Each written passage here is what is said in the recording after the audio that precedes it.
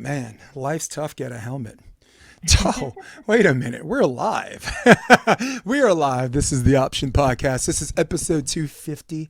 That looks like Dr. Kate Lund, maybe. I don't know. We're going to find out. Buckle up, people. The episode starts right now.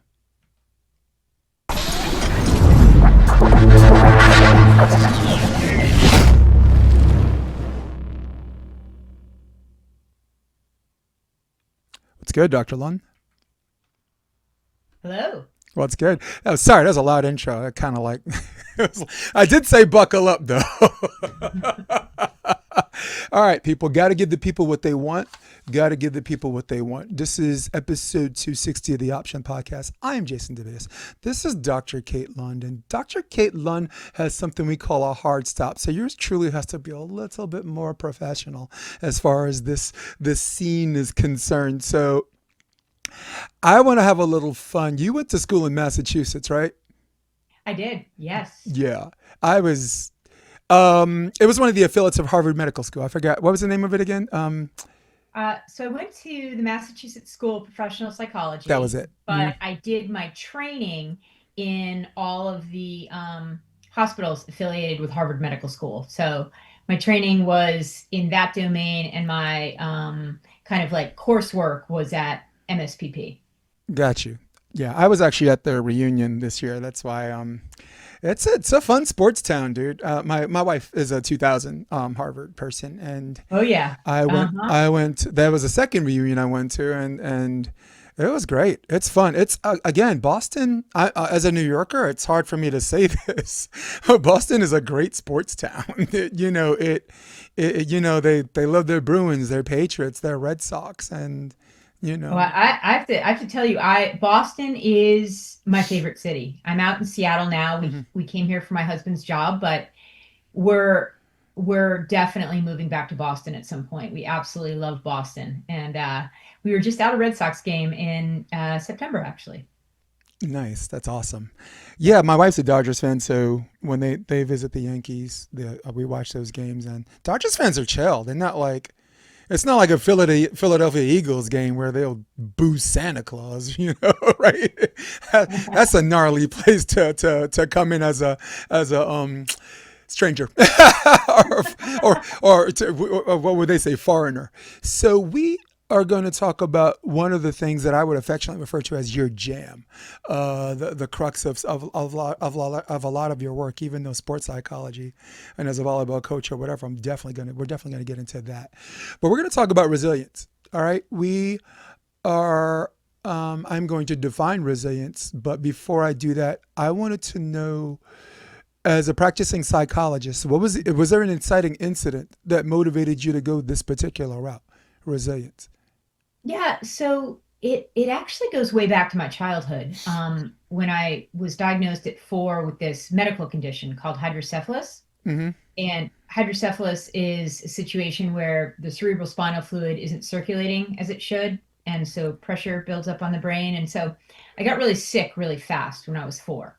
And the good news is this condition can be managed with something called a shunt, which is a little drain that's surgically implanted, and it circulates the fluid that can't circulate on its own. So there was a lot of time in and out of the hospital, a lot of time sort of looking different, feeling different at school. And I'm certain that that was the catalyst for, where I ended up career wise as a psychologist. All of my interests in school were about kind of figuring out how people overcome challenges, how it is that human behavior, all of it. So that was the catalyst for it. And Yeah, I then I, mean, I it dove was. deeper Yeah, into it. I mean, it was like Unbroken became Mother Courage and her children. So, resilience. No, I get that because it wasn't like a singular inciting incident. It was this chronology of your diagnosis and the treatment and existing through that, right? And you said it Yeah. put a lot of pressure on the brain. Did it also put a lot of pressure on the cervical spine too, or is just Well, disassociated? it can, but in my case, it didn't. It was just in my head, in my brain. Right. And the shunt, alleviates that. So when shunts are working, they're amazing. And I'm fine. But if a shunt were to break in childhood, for example, there were a lot of revisions, surgical procedures to fix it, all of that. So there was a lot of in and out of being in that place for my whole childhood, I Right. would say. Were shunts a novel thing when they were doing that to you, and this is why they had to make mistakes, understand that, and then advance the science to speak in layman's terms? Well, they were definitely novel when I was first diagnosed with hydrocephalus. It was in the mid 70s and shunts were brand new, like really new. But Mid they break 70s. anyway. I mean, they break today, right? Right. You know, if a child, it just is what happens with the technology. So I don't think because they were novel, you know, there wasn't like a mistakes were being made. It was just it took a while to figure out what was going on because imaging wasn't good either back then. Right. Imaging technology has really advanced, obviously, in all these years. Right. No, that makes sense. And I was like, did you say the 70s? I'm like, how I old is did. this? This girl drank the Kool-Aid. Look, I thought I was young. I'm 55, and I don't look 55. I look like a creepy 30. But you, man, good for you, man. You drank a pitcher of that Kool-Aid. I, Um, I I hope so. I hope I don't look as old as I really am. I don't you, know. We'll you, see. you don't. Well, look, we know you're mature, but ain't nobody talking 70s. Jeez. Like, well, I guess I'm a 70. I'm born 70. But so let's talk a little bit about resilience. And I swear to God, I'm going to let you talk. But if it pertains to sports in my wheelhouse, and if I absolutely can't help myself, I might ask a question or steer the conversation in relation to my wheelhouse. You That could, works. I'd you, love to hear yeah, about your you wheelhouse. could Yes, um good. you could hear me, right? Okay. All right, cool. Yeah. Um so I just want to define resilient. Resilient means able to withstand or recover quickly from difficult conditions. It is a broad and a very, very unfair definition in terms of the scope in which we're going to discuss it. And because I'm talking more than you, I think I'm going to revert to some of the pillars of resilience. You got another book coming out this month, right? Yes. Another book. So the Bounce book that you're talking about with the Right. seven pillars of the resilient child was my first book back in Uh-huh. 2017. And I have Step Away, The Keys to Resilient Parenting, which actually just came out, officially launched 2 weeks ago. Right. So that is alive and well also. And you got a kid book too. I forgot that came out. Yeah. I have an 8-year-old. I was gonna probably have her read it. Um, Sweet. Putter in the Red Car. Yeah. Super yeah. fun. So before we talk about the seven pillars of resilience, is it arranged in a chronology where we should start from 1 to 0, or will we allow each other permission to jump around? You're in We charge.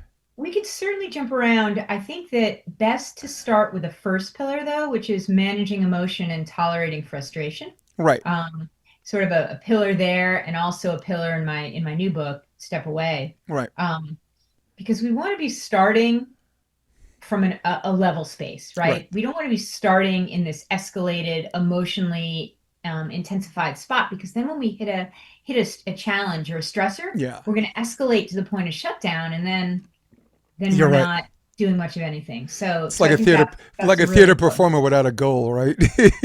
He could put on Right. this great show, but ruin the entire play. That's talking to you, John Malkovich.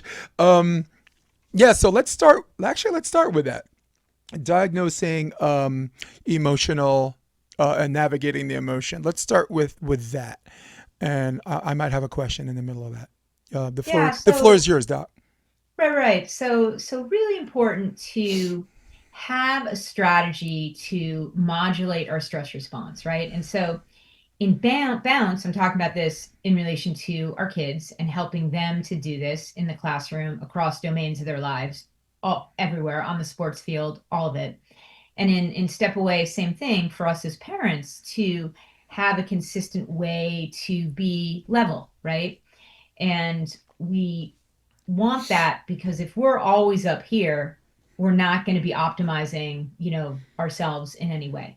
So I love this technique that was designed or developed by a physician in Boston, actually, in the 1970s, back to the 70s, before mindfulness was a thing. So this physician, Herbert Benson, came up with this technique called the relaxation response. It's super simple. And so what I teach people is derived directly from that, to keep themselves modulated and level. So I teach them to come up with a word or a phrase that they find soothing in some way and to breathe.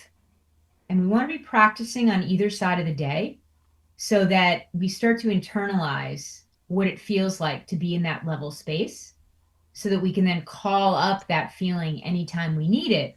If we're entering into a stressful conversation or some challenge comes up, or for an athlete entering into competition, we want to be as level as possible, right? We want to be, so that's what I teach people. And there are other ways to do it, but that's a way that's very, very simple and very, very easy to integrate.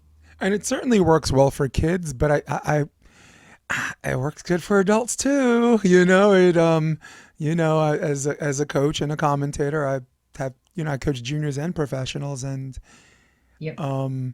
sorry, your wheels are turning. Yeah. Well, because I was going to say 100%. Hmm. All of the principles outlined in Bounce, help your child build resilience and thrive in school, sports, and life, apply to all of us across the lifespan. So that's a super important point that you're making. So whether you're coaching juniors or adults or whoever, professionals, this is a really key principle. I agree in a sense that you want to allow people to feel a certain way so they can get through that emotion, right? You don't want to bottle it up because, I mean, if you bottle it up, from there you can only stick a needle where it deflates it for a little bit, but at some point the bubble's going to burst and everyone's going to be like, the heck is wrong with him? You know, where'd that come from? I mean, that's the story of my life, but this isn't about me. But the reason why I brought up kids and adults is because I have a default way of players who, Mhm.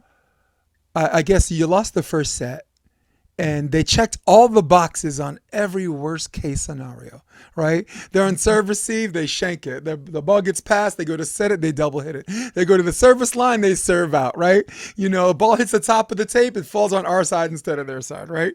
No, a Yeah. referee calls them into the net, they didn't feel in that. All rolled up in one set. And those are my favorite games because they're easy to coach.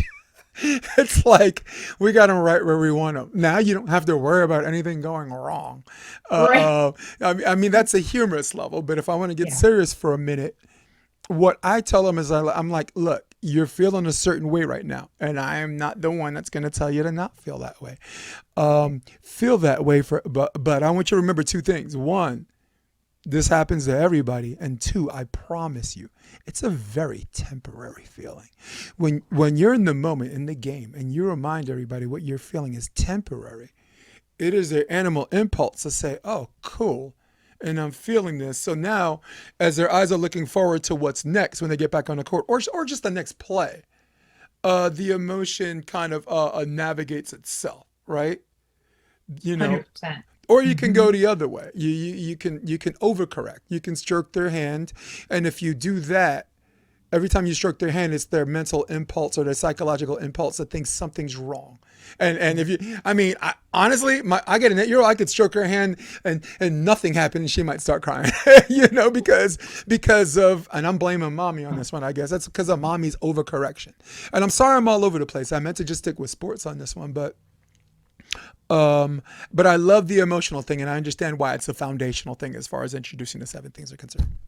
Absolutely. Absolutely. Yeah. Straight up, very, very foundational. And because we really just need to be in that level space. And if we're bottling up the emotions, the frustrations, and not dealing with them, or not putting ourselves in a space where they're not going to intensify like that, it's going to come out at some point, and probably not in the best way. So that's another reason why it's really important. And isn't it wild that like no one sees that coming? Like all of these professionals, when someone blows up, you know, everyone's asking, where did that come from? And have we learned nothing about ourselves, Dr. Lund? or 100%. should I say 100%. Super Kate?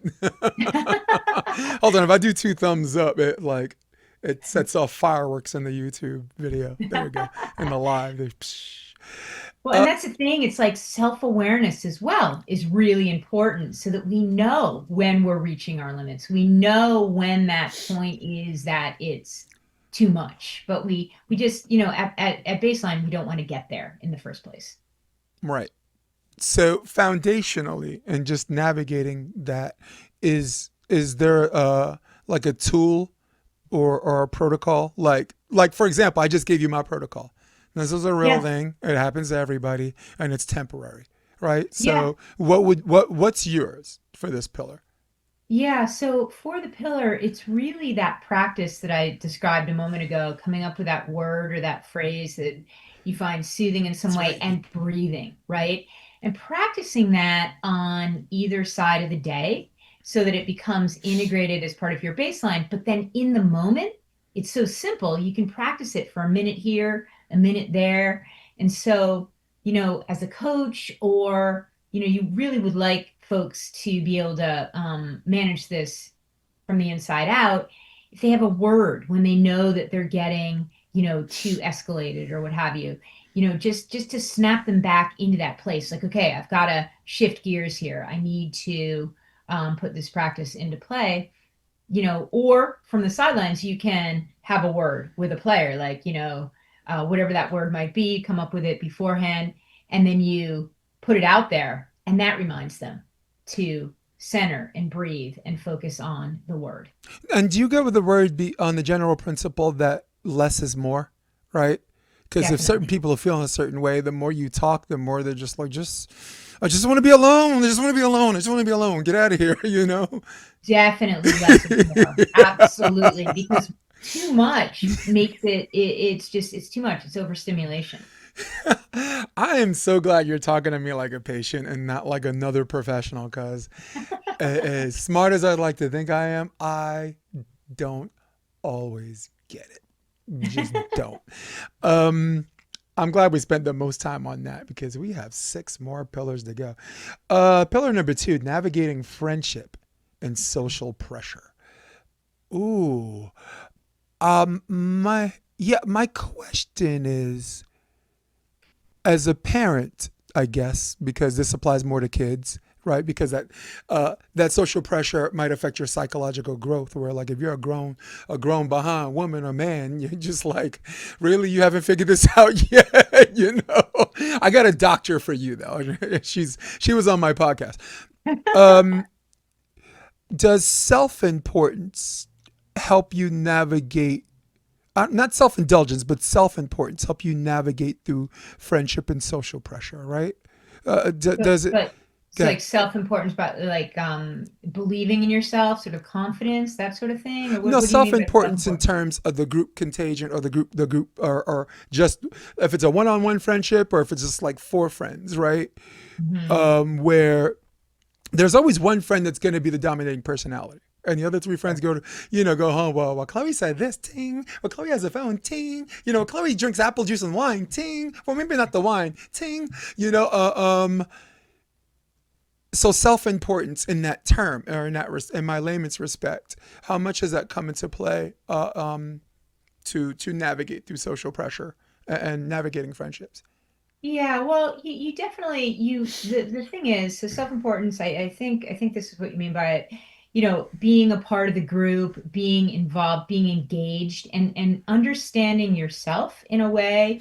And this is something we really want to teach kids from a very early age, how how their kind of behavior is impacting others and how they're impacted by others, and sort of finding the middle ground in those ways. But it's not always going to be easy, right? So there're going to be disagreements, there're going to be hard moments, there're going to be hurt feelings, they're going to be, and it's not always a conscious thing or something that happens on purpose, but really the more we can teach our kids to understand themselves and help them understand how their way of being in the world, their behaviors in various instances are impacting others, the better off we're going to be. And the more easily they're going to be able to navigate friendship and social pressure. Got it. And I certainly see how self-importance would be just as big an obstacle as it would be a tactic or Hmm. uh, Yeah, so it go. can Got you. go both ways. Exactly. Nice. 100%. Well, 100%. be, And please. now let's look at it for a minute from the perspective of us as adults. A big piece of it then becomes not falling into the comparison trap and really being able to appreciate ourselves within our own unique context. And that's another really important piece to be helping our kids create or do along the way is appreciating themselves within their own unique context. Like, what are their strengths? What are their passions? How are they going to use those to circumvent or navigate around their challenges, that sort of thing. Um, and also not comparing themselves to others because we're all coming from different places, different experiences, different passions, all of it. So those are some important points as well. Right. You know, it's wild. Like, one of the things I didn't want to talk about was bullying, but since you're my guest and you get to say whatever you want, um, and the reason why I didn't want to talk about bullying is because generationally, like, I think we become a little bit soft as cotton. But the one thing that I'm actually grateful for the overcorrection is just recognizing bullying and dealing with bullying. Like, as the generations go from when we grew up to the present, they kind of Mhm. got it right. You know, for the most part, they got it right. Pay attention to that early, you know, and again, you know, on a longer podcast, if you ever come back, we can talk about how we grew up and how we dealt with bullying. But is there anything you want to add to that? Because since I brought it up and since it was brought up in previous podcasts that you've appeared on. Yeah, yeah. Well, bullying, I mean, it's definitely a piece of, right, the social navigating friendship and social pressures pillar for sure. And it's tough, right? Because again, helping kids to focus on their strengths and find ways to put up a wall, shut out the bullying, the mean comments, the mean words. I mean, an example would be my son. He's 18 now. When he was 5 in kindergarten, he loved to wear his San Francisco 49ers jersey to school. I know the story. Everybody, stay with it. Go ahead. Yeah, yeah. And he loved it, right? And it really meant a lot to him. It was a jersey given to him by his uncle, and he'd wear it to school and he'd be so proud. But we're in Seattle, so they didn't want to see a San Francisco 49er jersey on the playground. They wanted to see a Seahawks jersey. So it didn't go well for him. And the boys were not kind and they escalated. And, there were a lot of, pushing him down in the mud and throwing dirt on his jersey and all these things. And so that was tough, right? And to help him understand this idea that those words are hurtful, right? But at the same time, how to help him build the strength to still wear the jersey and shut it out, and then how to help the other kids to understand this is a team, right? Like what? So a lot of psychoeducation around this very issue, and it was really interesting in terms of you know because there were discussions. The teachers would see it happening and they would bring it into the classroom and try to help everybody at 5, start to build that foundation in understanding each other and having a discussion about it's okay to have differences, but how do we understand and respect individual difference? And how do we, really put that into play day to day? It's really interesting to see how the boys perceived those discussions and how the girls perceive them. But it was a really interesting kind of learning opportunity and really shed light on the fact that our son, I mean, was very much socially, emotionally evolved at a very early age.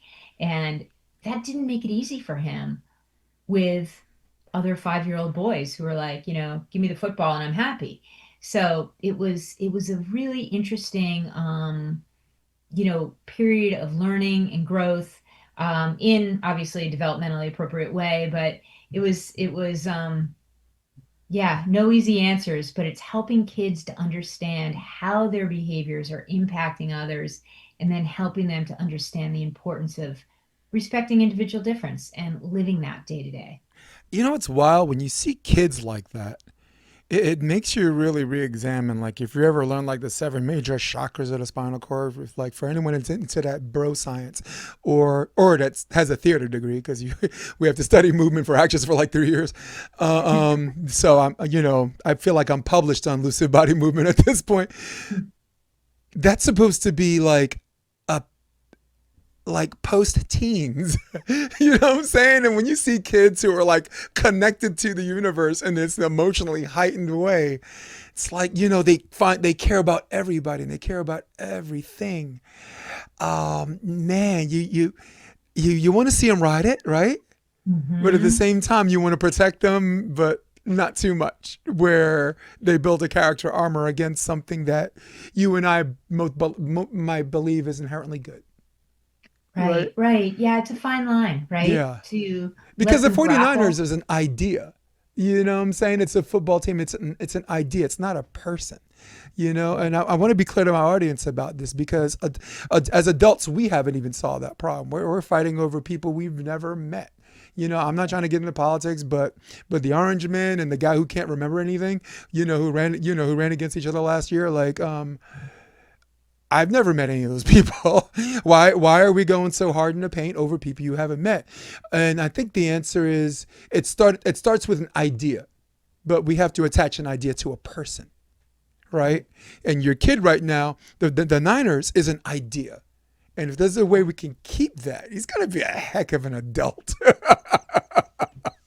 Well, yeah, and it's true because, he's held on to that heightened social emotional. It's a real skill, right? It's and so yeah, it's Is it a pretty cool skill? to see.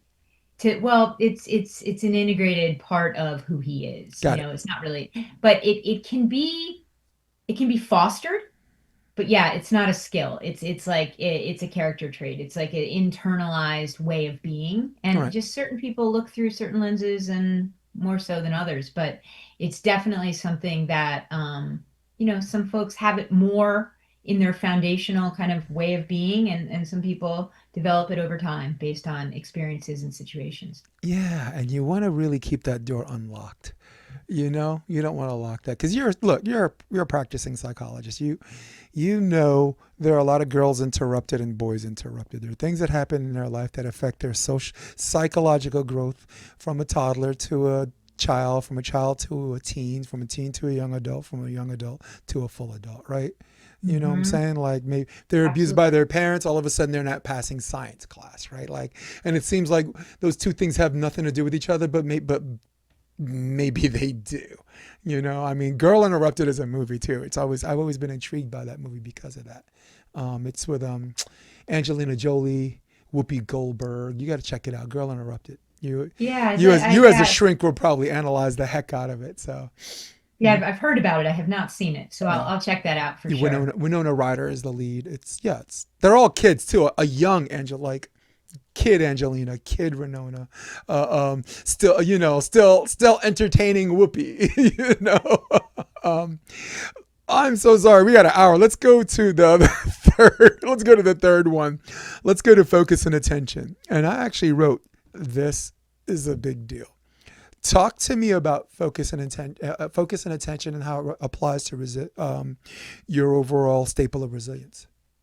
Yeah, absolutely. So focus and attention. Focus, the ability to set goals, but then to focus in a way that will allow you to take the steps necessary to reach the goal, right? And it's going to vary according to developmental phase. But that's why the ability to focus and attend is so important, because kind of making our way to various goals, as they're broken down into bite-sized, smaller steps, is really important in our ability to be resilient. Because if we're kind of scattered and all over the place, and we're not hitting any of our goals or benchmarks, um, chances are we're not going to feel um, our sense of agency, our sense of ability to move forward in a way that's meaningful isn't really going to be dialed in. So that's why those are so important in terms of our ability to then shift gears, change direction, bounce back if we don't hit a goal, that kind of thing. So that's why all of that is sort of interconnected. And I can't appreciate enough that the chronology of these seven pillars, like focus doesn't exist without the first two we were talking about, right? You know, I mean, what's the point if you can't if the first two are not covered in this procedure of the seven pillars?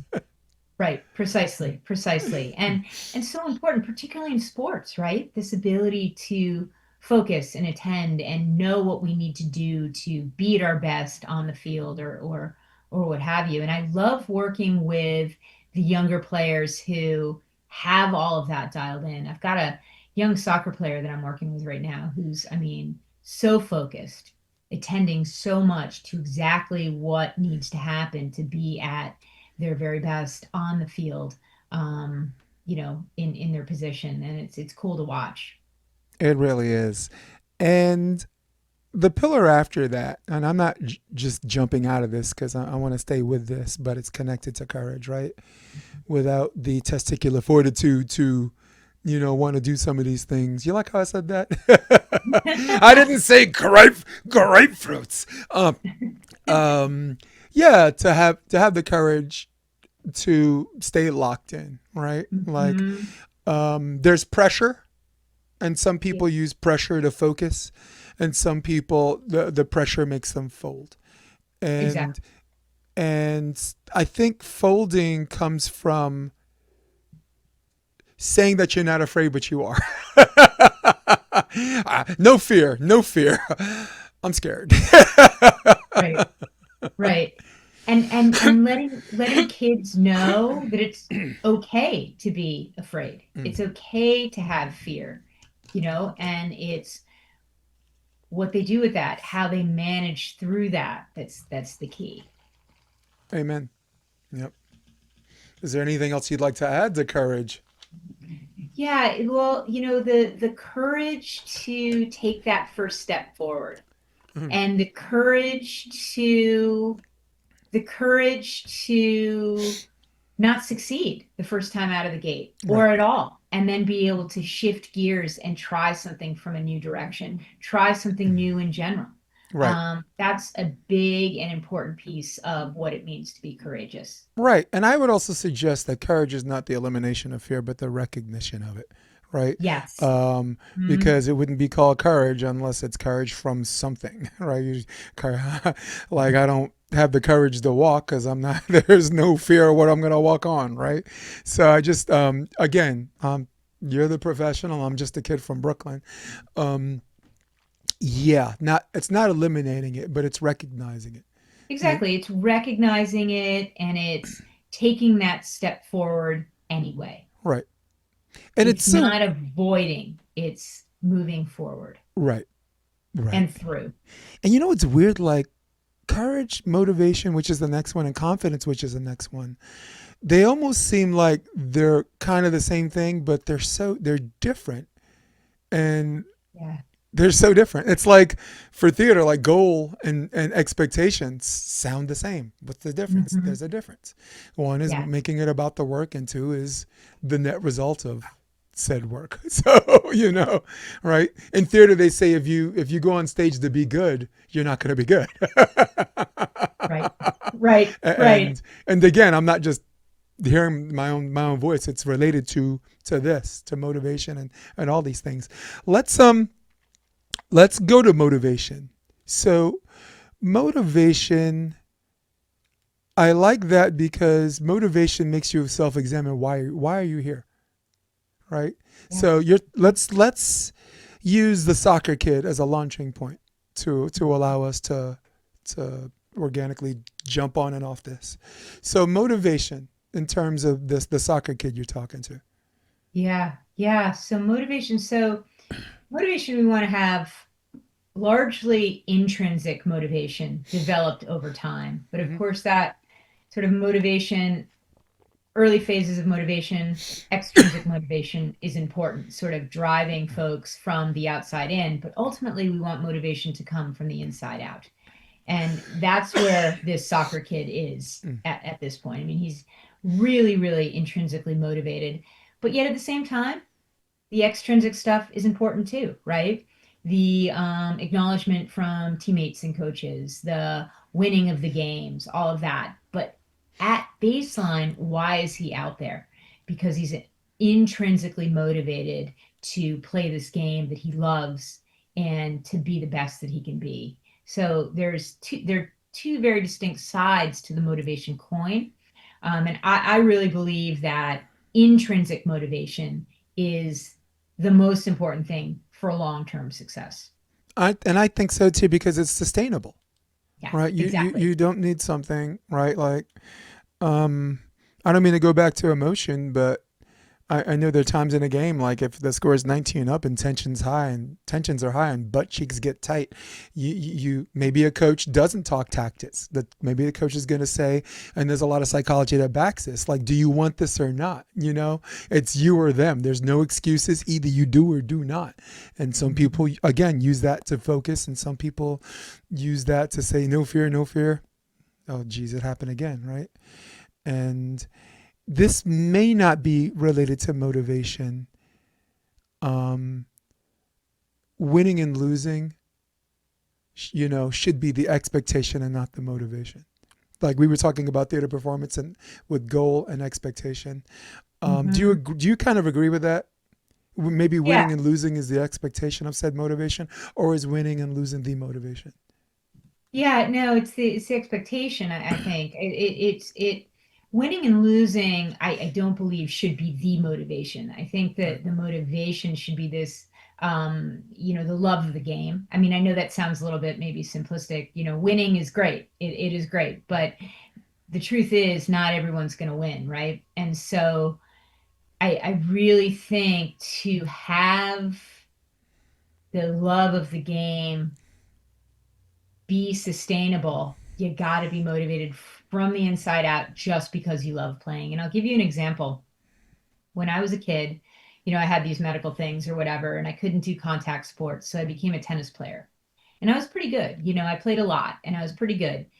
And I had a couple of folks, a couple of practice partners. They're still very close friends of mine today.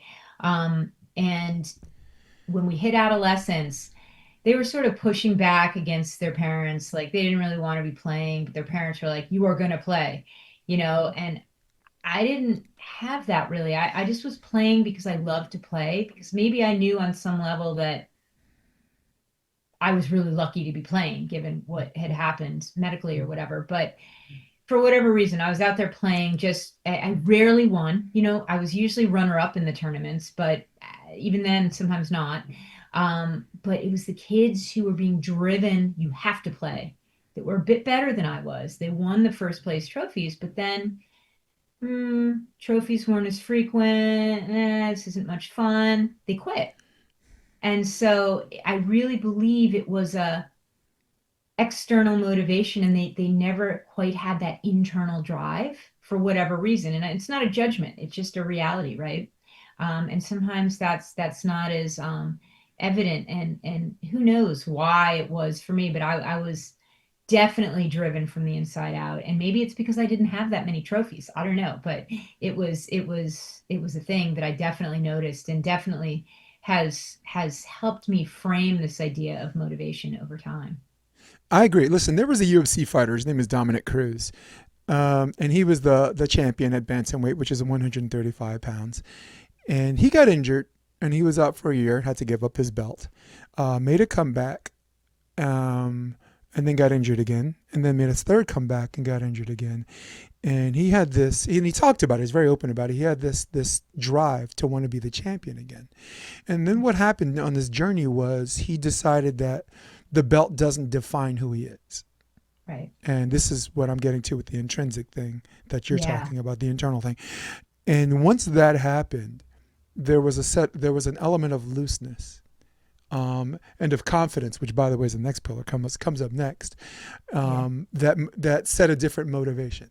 Let's just get out there and let's just have fun. I was already the champ, and he eventually came back and he got his belt back. And it was just a great story because it came from this high place where people can use it as a learning curve. Where I think the reason why you kept going is because maybe at some point first place didn't define you. Right. And that's the thing. And I think that's what makes it all so powerful, and what makes motivation sustainable. And I can give you another example. Both of my boys are rowers. And so crew is a pretty intense sport, right? In Massachusetts. Go Yeah. ahead. Yeah, they just had the big head of the Charles. It was really awesome. I was sad I wasn't there, but anyway, it's a whole nother story. But it's a question of, not every boat is going to win, right? And even if you're putting together a strong boat, chances are there's going to be a stronger boat out there. So, but how do you figure out how to kind of ignite intrinsic motivation in each person in that boat to keep moving forward, to get better and better, right? Without that first place finish or that trophy or whatever. Really, really difficult, really tricky. And I've seen it go both ways, and up and down a little bit, but such an important, and how do you motivate each kid in those boats to access that inner drive such that they can come together cumulatively and be the fastest, strongest boat. But I really think it has to do a lot with that internal drive and the internal motivation. And then sure, the trophy's nice, but it's the internal drive that's going to define that boat, the grit, the perseverance, the ability to come back. Right. And this, well, before we go to confidence, guys, don't forget to smash that like button. Helps with the algorithm. Don't forget to click subscribe and share like a Care Bear. I have to remind myself because we're doing this live as well. Um, yeah, so that actually seeps into confidence. Motivation and confidence do sound like the exact same thing. And though we all agree they're not strange bedfellows, but kissing cousins. They're not the same thing. So walk me through the distinction between confidence and motivation, which are two separate pillars for your resilience. Right. Yeah. And so confidence is the belief that I can do this, and feeling solid in my ability to do this. And confidence has to be built, right? I mean, sometimes folks, kids, all of us come out of the gate and have an easier time with certain things than others or what have you. But if something is hard at the outset and we want to build our confidence, I think it's pushing ourselves, having the courage to enter into the situation, and having, um, I guess, that inner drive, the motivation piece to do what we need to do to get better. And then ultimately, we're going to be in this situation so much, we're going to desensitize to those nerves. And that's going to help us build our confidence and be more solid in what we're doing, and that belief in what's possible as long as we're putting in the work. Right. Um, Before I say what I gotta say, the seventh pillar is optimism. So you got five, six, seven: motivation, confidence, and optimism. And now I'm forced to ask the same question. Talk to me about the distinction between confidence and optimism. Both of them are glass half full terms, Yeah. and it's very, again, just like we were talking about expectation and goal for theater, or I was. I don't, Mhm. we weren't. Well, no, we are. Talk again. I'm going to ask the same question. Talk to me about the distinction between confidence and optimism, which two words Yeah. that sound the same. Again, the floor is yours. Yeah, yeah, yeah. So confidence, right? That belief in our ability to do something and do it well, right? We feel confident out there doing whatever it is we're going to be doing, whether it's on the volleyball court, the boat, tennis court, what have you. Optimism is this ability to believe in the possibilities, right? Believe in the possibilities on the other side of the challenge. Believe in the possibility to make something happen. And as human beings, we have a tendency to go to the what didn't go well, the would have, could have, should haves, and get stuck and mired in that space. But if we have optimism, we're able to shift out of that space more readily and focus on what's possible. Once we circumnavigate, once we get around that challenge, once we get through it, what's possible for us? What can we achieve? And that's the core difference.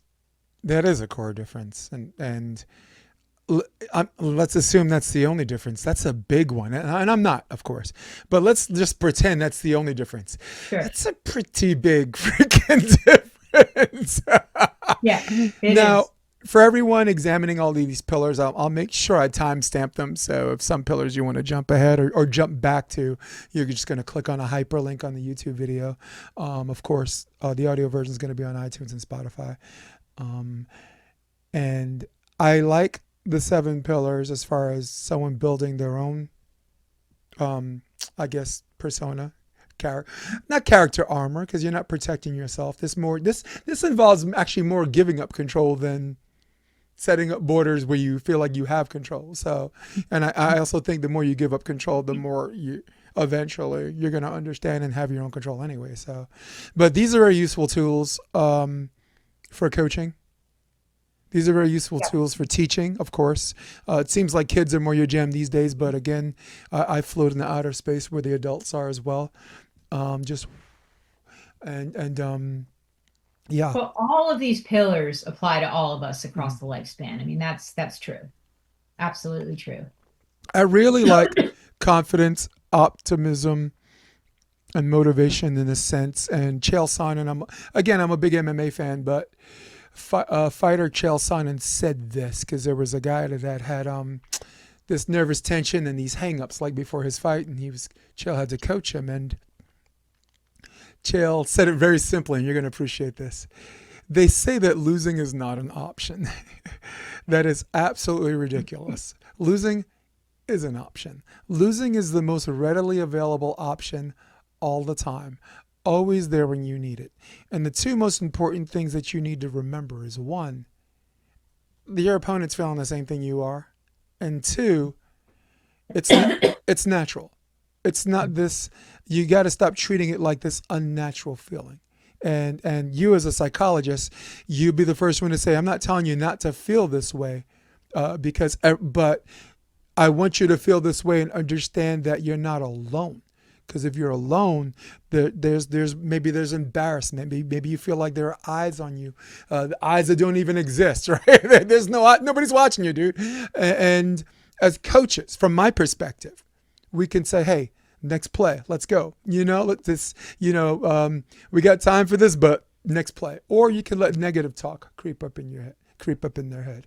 Which Right. I've been coaching since 1998, and I've done all of those things, good Mhm. and bad. Okay, I was the same coach that said, "I bet if there was a cheeseburger down there, you would die for that ball."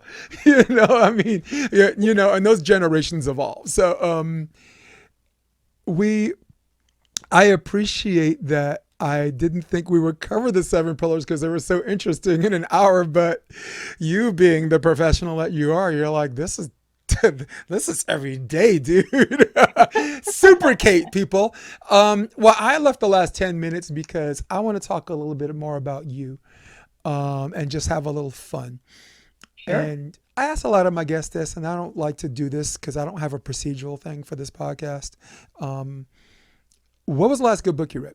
Just have a little fun. Hmm. You're like, I'm too busy writing. Haven't you read my Yeah. bio? I write them. It's a terrible thing. I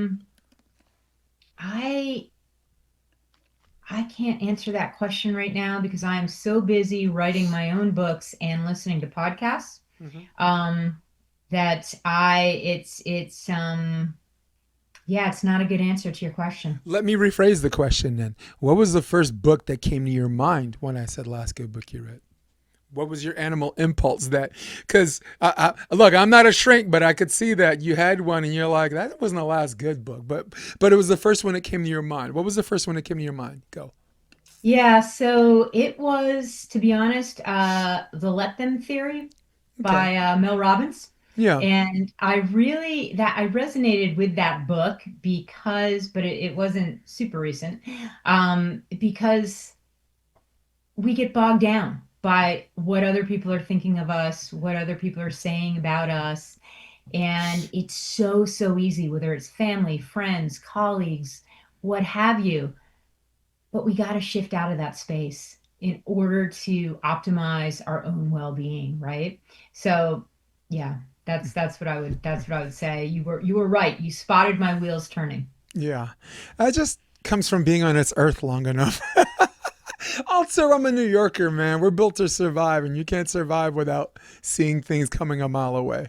Mine, and since I got you on the podcast, I'll go to camera two. Actually, it's not on, so I'll turn on camera two. It's 365 Days of Optimism. It's written by Wendy Jones. Not the last good book I read, but like Animal Impulse First Answer. Yeah. I'll go to camera two. It's right there. Oh, I It's in love it. it's in, Okay. it's in Yeah. between Hate Inc. and Uh-huh. Fight. Nice. Okay. Her name Love is it. Wendy Jones. Okay. Cool. She's kind of this health and wellness person, and someone introduced me to her, a while ago, and we're business associates, like as far as podcasting. And I am a hater in nature, and I like to have people around me who are not. And she wrote this book, and I read it, and I love it. And the book next to that, Hate Inc., is an interesting read too for people who are too lost in a Politico. I in my own personal bias, I remind people it's up down and not left right. I think up down's Mm. having fun at weaponizing and sitting back and and whatever. And look, I'm not an anti-billionaire person, but billionaires don't have a solidarity issue. Okay. Right, right, right. Right. If you don't think Elon Musk and Zuckerberg are going to do business together, you are sadly mistaken. And the Koch brothers, like all of them, billionaires have solidarity, my friends. Yeah. Yeah. Was is there a So sorry, go ahead. you just, the whole discussion about the books, it popped into my head. One more book, Please, The yeah. Moment That Defines Your Life by Chuck Garcia. That is a fabulous book Mm, that I recently read right before the Let mhm, Them theory. But Chuck is a cool guy, professor at Columbia, in their leadership program, and he writes about numerous personal experiences. He's a mountaineer, and a really gripping story, and then integrates stories of others that he's worked with, really showing how these moments that we have can tell the story in a way that's so powerful. So I just wanted to put that in there because Amen. Yeah. I knew I had read more books. Well, sometimes, like if I ask you to tell me a joke, you're not going to remember a joke. But if I tell the joke first, you're gonna Right. you're gonna remember the Like, joke, wait, and a that's joke. Yeah, yeah. And yeah, you're yeah, like, yeah. oh, I got one. Yeah. Um, That was that experience. So yes, okay, cool. Thank you. is there I'm gonna ask a biased question. Is there a sports movie that inspires you, or like me? I like all of them, but my animal impulse right now, because I'm feeling all rocom, like Jerry Maguire. I thought that was hilarious. Of Renee Zellweger, and I just thought everyone, and from a performance perspective too, I just felt like everyone did a great job, and I was, and of course, Remember the Titans, Denzel Washington. So is Yeah, there of course. I would Miracle? say, Yeah. yeah, I would say, yeah, I loved Miracle, but I would say Rudy. I Let's go! loved Rudy, right? Yes, let's go! Yeah, yeah, love that movie, right? That sort of, you know, come from behind, come back thing, and yeah, really love that one. Rudy, for those of you that have been living under a rock, Rudy is about this kid that got into Notre Dame. He's 5 foot nothing, 100 nothing. He didn't fit the demographics to play football at the Division One collegiate level, but came as a walk on the team, inspired everyone around, and then he finally got in the play, got a sack, and he's the only player in the history of the school to actually be carried off the field. So, Yeah. yeah, come on, that's a sports tear jerkers. We going with that, right? Thank you. You had me at hello. You had me at hello. Bourbon, vodka, or whiskey, or tequila. Oh boy. Okay. Well, if I were drinking right now, which I'm Hmm. not, it would be tequila because I like margaritas. Yeah, of course. Well, I'm a kid from Brooklyn, and the high school I went to is in a Russian neighborhood, so vodka, of course, for me. Okay. Um, any favorite comedian? I mean, do you have time for that? Ooh, I gotta say, not really. And I don't blame you because lately, I think once, like mine is Chappelle. Okay. And mine is Okay. Chappelle because he has kept his oath to the office of comedy. Yeah. Is he unfair to one demographic? No, he's unfair to all of them.